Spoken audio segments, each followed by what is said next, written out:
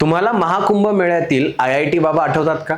महाकुंभापेक्षा जास्त चर्चा ज्या बाबाची झाली होती त्यांचं नुकताच लग्न झालं आहे.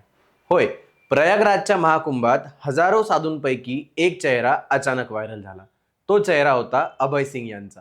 कारण तो फक्त एक साधू नव्हता, तर तो IIT बॉम्बेमधून एरोस्पेस इंजिनिअरिंग केलेला एक इंजिनियर होता. हरियाणातील इज्जर जिल्ह्यातील सासोर्ली गावाचा हा मुलगा एक साध्या कुटुंबातून आलेला, पण शिक्षणाने आणि विचारांनी तो वेगळा होता.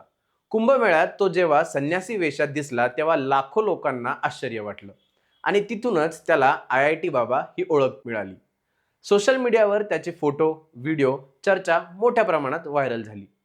कोणाला त्याचा हा प्रवास प्रेरणादायी वाटला, तर कोणाला तो फक्त एक वेगळा निर्णय वाटायला लागला. पण एक गोष्ट नक्कीच, ती म्हणजे अभय सिंग हा त्या कुंभमेळ्यातील सर्वात चर्चेचा विषय बनला. आणि आता त्याच अभय सिंगबद्दल एक नवीन आणि ताजी बातमी समोर आलेली आहे. ती म्हणजे 15 फेब्रुवारी रोजी अभय सिंग आणि प्रतिका यांनी महाशिवरात्रीच्या दिवशी हिमाचल प्रदेशातील अंगझर महादेव मंदिरात लग्न केलं. त्यानंतर 19 फेब्रुवारी रोजी कोर्टात कोर्ट मॅरेजही केली.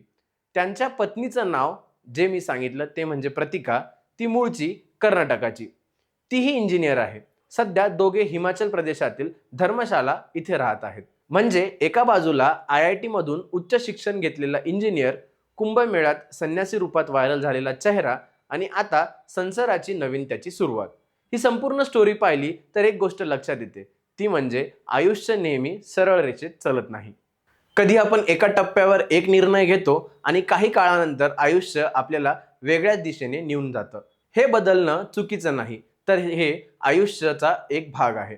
प्रत्येक व्यक्तीचा प्रवास वेगळा असतो आणि त्या प्रवासात असे अनेक वळण येतच असतात. IIT बाबा म्हणून ओळख मिळालेल्या अभय सिंगची ही स्टोरी कदाचित आपल्याला एक साधी आणि वेगळी गोष्ट सांगते.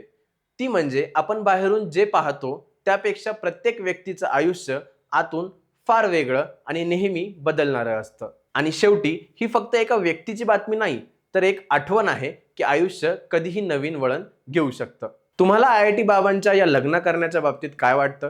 खरंच एकदा संन्यास घेतल्यानंतर साधू साध्वींनी संसाराच्या मोहमायात पडायला हवं का? नक्की कमेंट बॉक्समध्ये सांगा. आणि अशाच ताज्या व जरा हटक्या कहाण्यांसाठी जरा हटके चॅनलला सबस्क्राईब करा.